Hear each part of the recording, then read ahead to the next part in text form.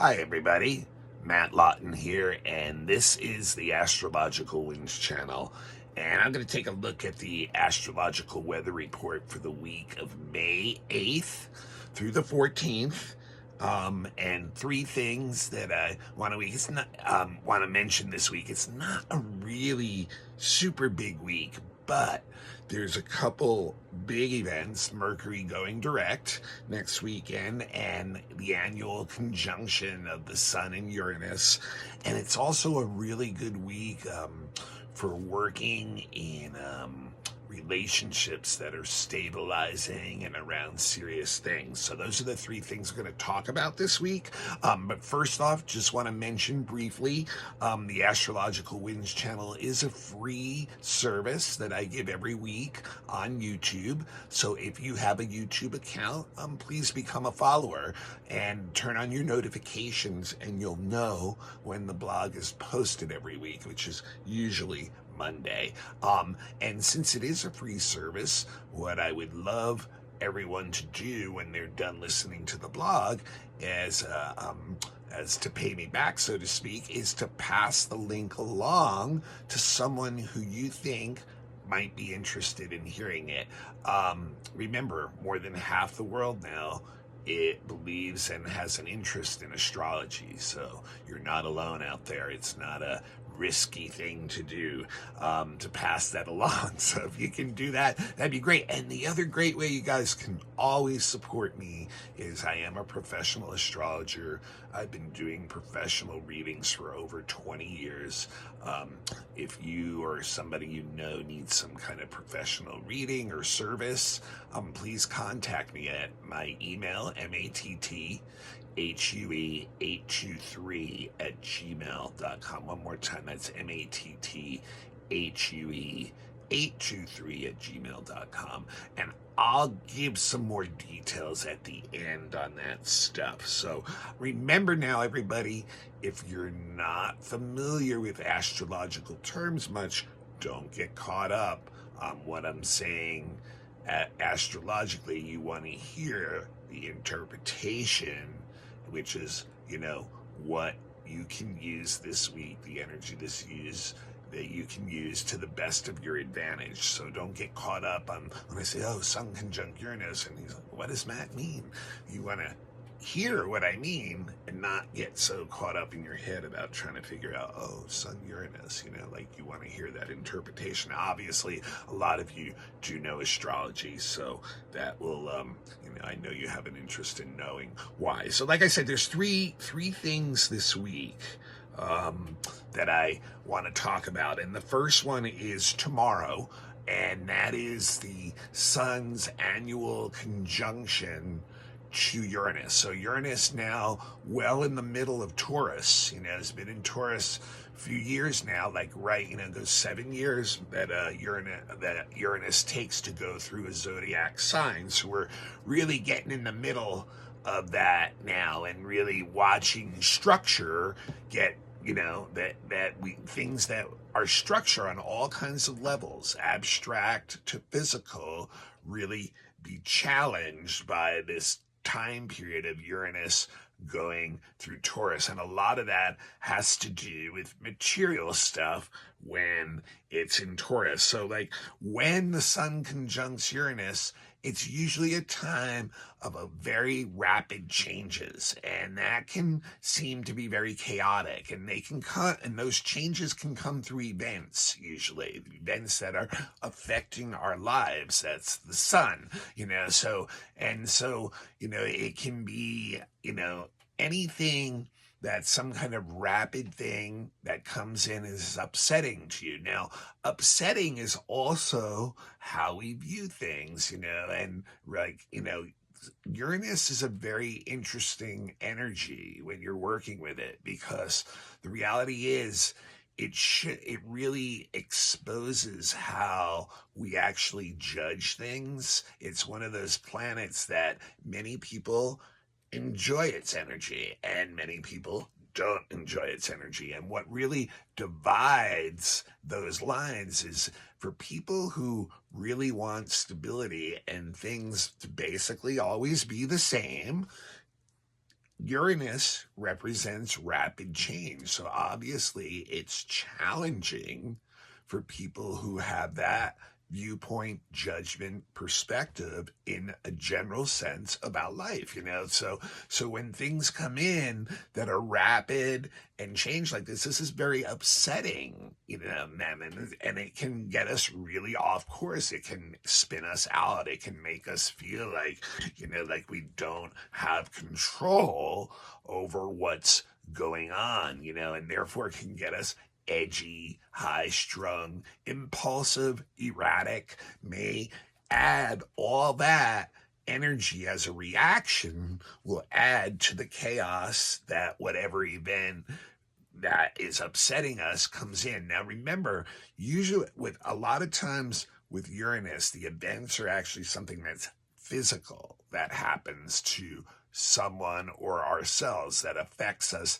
directly, or it can be through other people. Many times the things that bring chaotic change is through relationships that we have with others, because when we form a relationship with someone, we're really in a certain way somewhat at their whims, right? If they decide to do something and we have a relationship with them, then it starts to affect us too, and even if that's strictly even only on an emotional level, it can be like upsetting. Now, for people who like change, Uranus is really exciting energy.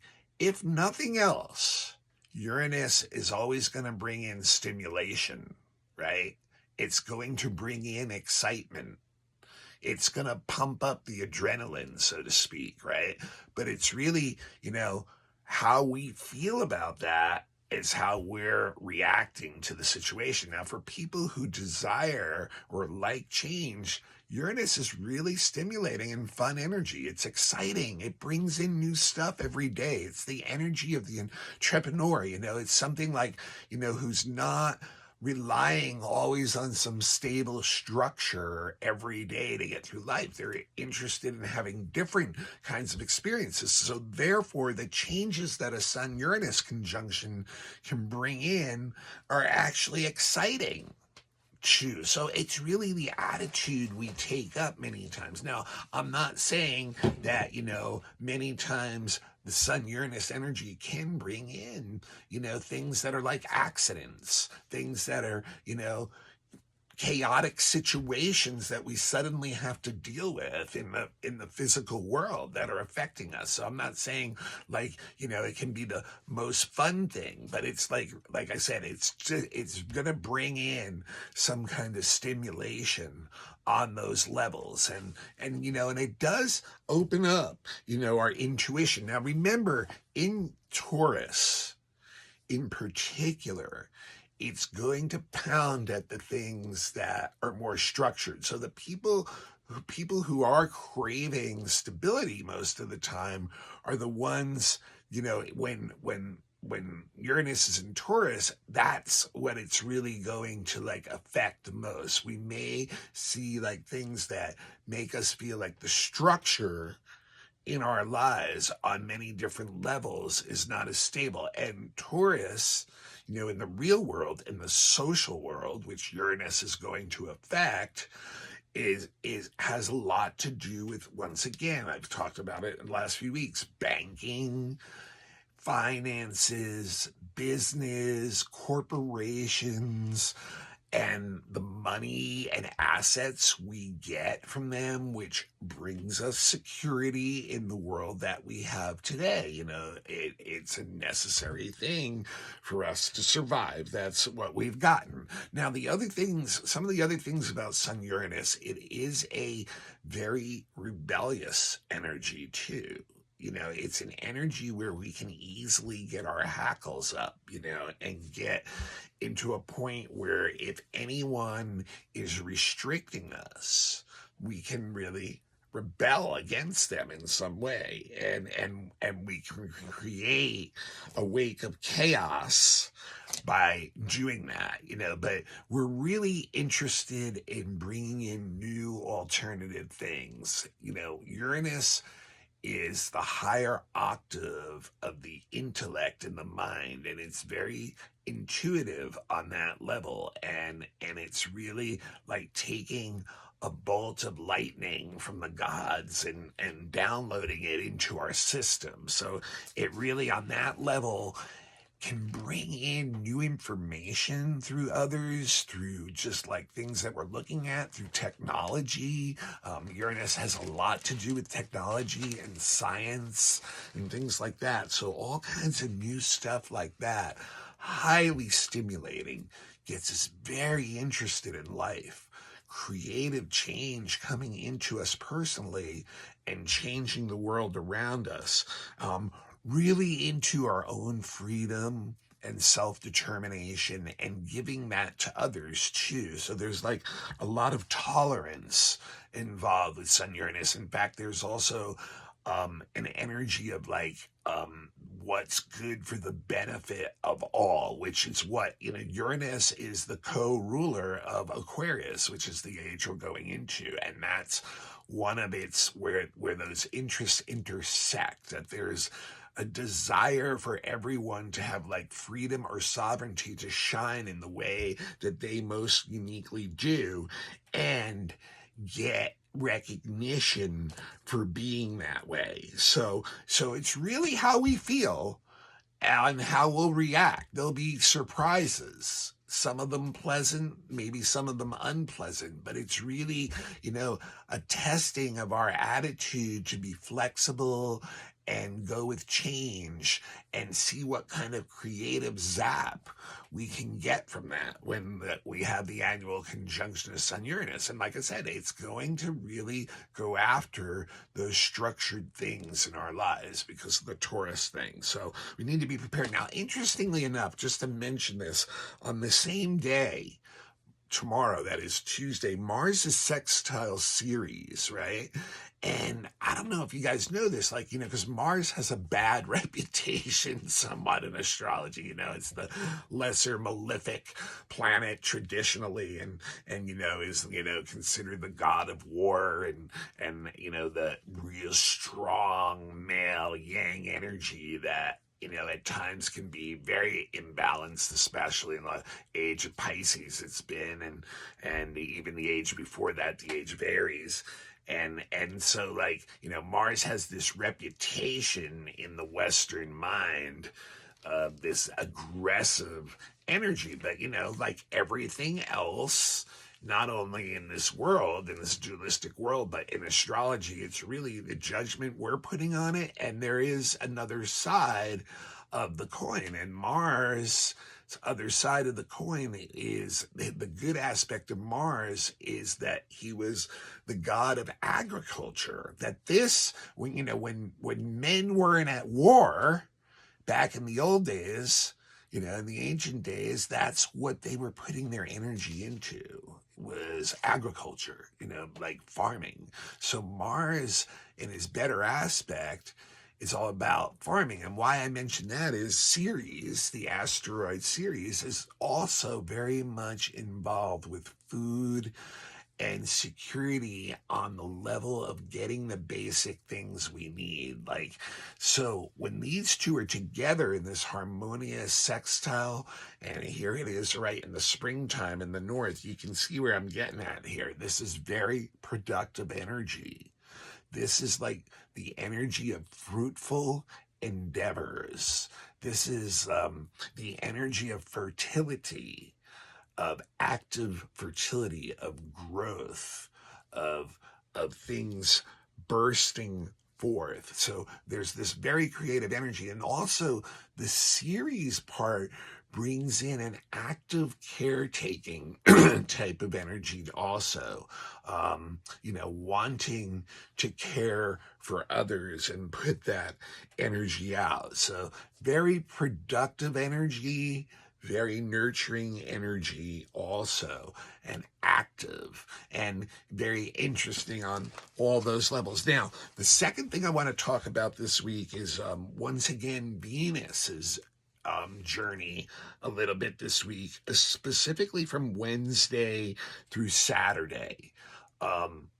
this is the energy that we can really work with constructively this week, is Venus energy. And Venus once again is mainly about our relationships, our connections with others, but also has to do with our money, and also has to do with our creativity. So this week, Venus is going to sextile the North Node on Wednesday, and then trine Saturn on Friday. And then Mercury, which is stationing direct, which means it's basically standing still just about, so it's very pronounced, is going to sextile both Venus and Saturn as they're trining one another. So Mercury is actually going to be on the midpoint of the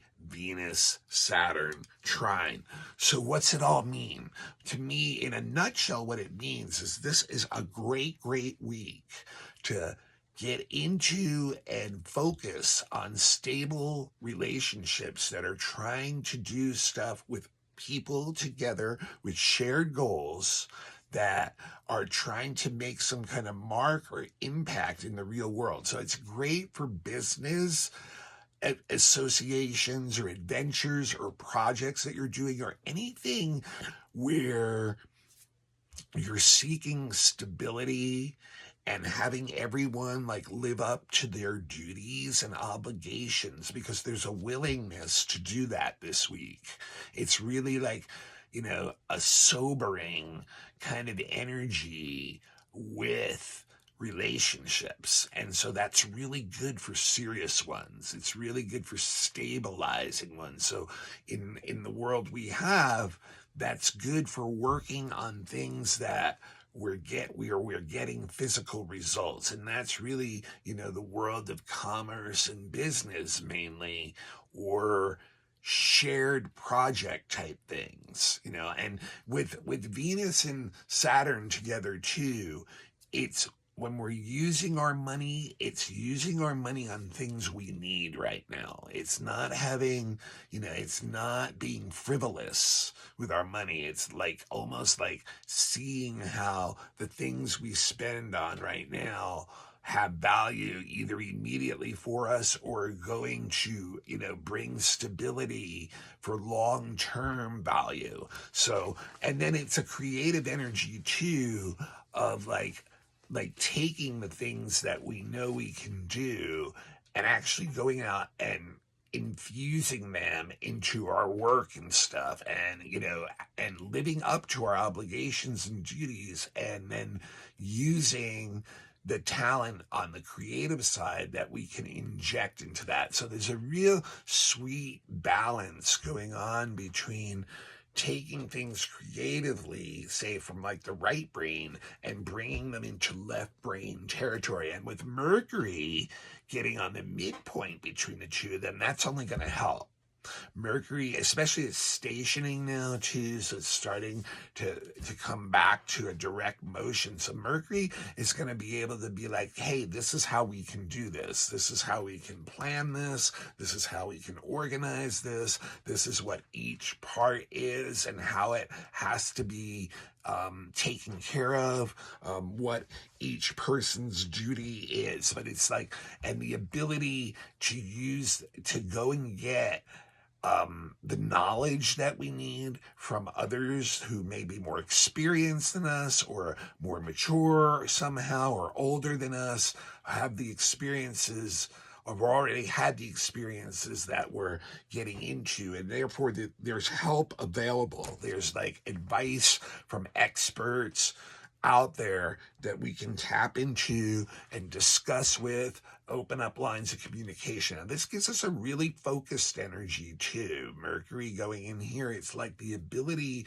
to really, dot the I's and cross the T's, like really be an editor kind of all the things we're doing, being very precise with it. If anything, it may give us a little bit of a lack of a bigger vision, but I think, after spending 3 weeks in Mercury retrograde, we probably have a more abstract version of what that bigger vision is right now. So this is where it's saying, hey, find the other people who are as serious as you that are ready to work on this project together and work on these details together. So excellent energy. This is the energy we really want to work with this week. And then the last thing I want to mention, and we can all take a deep breath, and then let that out, is that'll be Mercury retrograde being let out on next Sunday. Mercury goes direct at 6 degrees Taurus, guys. So we're still going to be in Taurus for a while. We will be in shadow until about June 1st. So we got about 2 weeks of shadow when it hits back to 16 degrees of Taurus. And then we'll have about almost another 2 weeks in Taurus still before it will go into Gemini. I think it's June 12th. And that will be a big shift, especially after all the time, almost 12 weeks almost of Mercury in Taurus. It'll really be a big shift in our thinking and stuff. But anyway, remember, when the shift is going on, when Mercury retrograde is going direct this weekend, that doesn't mean it's an automatic, it's all gone. In fact, if anything, when the stations are, happening, the, retrograde station, the direct station, a lot of times physical events that represent Mercury retrograde energy, delays, misunderstandings, things not going the way you expect, will actually concentrate in the real world around those times. So this weekend, if you're traveling or you're having certain expectations for events and stuff, they may not work out the way you expect, because that energy is very, very concentrated when the signs are stationing, even when they're stationing, or planets are stationing, even when they're stationing direct. So yeah, but once that happens, and over the next week or so, start to get that stuff out there. All that stuff we were thinking about, maybe the stuff you're organizing with people this week with that Venus energy, then you can start to push that energy out there and things will start to accelerate. And then by June, we'll see them really get back into a normal pace. And then when Mercury goes into Gemini in mid-June, we'll really see things speed up on many levels, and we'll talk about that actually, obviously, in June. All right, well, that's what I got for this week, folks. This is Matt Lawton. This is the Astrological Winds channel. It's a free service that I put out on YouTube every week. It is also available on podcasts, many different podcasts. I've picked it up now. It's distributed through Buzzsprout. And the podcast numbers are going up and up and up, which is really great, guys. But like I said, it's a free service. I'd really appreciate it if right now, as soon as you get off, find someone in your contact to share the link with, copy the link, just send it over to them on their text or their email or something. Really would appreciate that. That's the way I've gotten the blog to grow. It's very organic and authentic that way. No bells and whistles. It's just people being real people and a giving economy kind of thing, where we're all trying to recognize each other for our own talents. The other way, and the best way you can support me, is if you need a reading or someone else needs a professional astrology reading. I have been doing them for over 20 years, trained on all kinds of levels like that, went through many years of training. I really recommend that you get your natal chart, your birth chart reading done first. And I'm not talking about like a printout on a computer or a friend who read a book about astrology. I'm talking about by a professional astrologer. key integral stuff to know about yourself that's always with you no matter where you go, and having the ability to see those energies in yourself gives you self-empowerment over how you want them to be brought out in the world. Also, every year around your birthday, I recommend getting a predictive reading where I look at the next year ahead, just like I've looked at the week ahead just now. I look at that for you for the next year. Now, I've had a couple people ask me, can I do that for them by the week or by the month? Yes, I can, but it's something you have to, you can't hit me with on the day of the week all of a sudden, that day or something. That's something you need to all kind of like think about, plan out in the future. But if an annual one around your birthday, I highly recommend, especially if you had your birth chart done. Also do relationship charts, children's charts. I do election charts if you're looking for the best timing of an event, like opening a business or something. Horary charts if you have some big decision or some question that you can't seem to get the answer to. Fixed star readings is another one that, if you guys have had your natal charts done and you really understand it well, it adds another layer of depth to it, and I recommend doing that. And so that's if you're looking for something on a deeper level on that. So all kinds of different readings is my point. And I also do have beginners classes available. They're $25 a class, or $20 if you are a student and with an ID, or if you want 5 and buy a box of 5, you can get 5 for $100, and they're up on Dropbox, so I just give you the access to that. So anyone interested in that. And then the last thing, if you have a group that wants an astrology lecture, that wants an astrology question and answer session, or a class, or a workshop, or mini readings at an event, or some kind of astrology entertainment at an event, or an interview on your podcast or something like that, please get in touch with me. All these different things, get in touch with me through my email. It's the best way. It's matthue823@gmail.com. That's matthue823@gmail.com. You can leave a comment in the comment sections too, of YouTube or some of the podcasts, and there's a lot of things going on, and sometimes comments are kind of very indirect way of communicating with someone. So the email is the best way to get me if you're serious and you're wanting a timely response. All right, thanks again, everyone. Expect some kind of change this week for sure, but my recommendation is using that Venus stability energy this week to our advantage. All right, next week we will have a new moon, and again in a critical degree, 29th degree of Taurus. So Taurus energy is still not over. We're still gonna see some pretty, the things in the economy and the things that we're used to, like insecurity-wise, still being shaken up and changing for us. So look forward to that next week. Look forward to seeing you all again. Have a great week.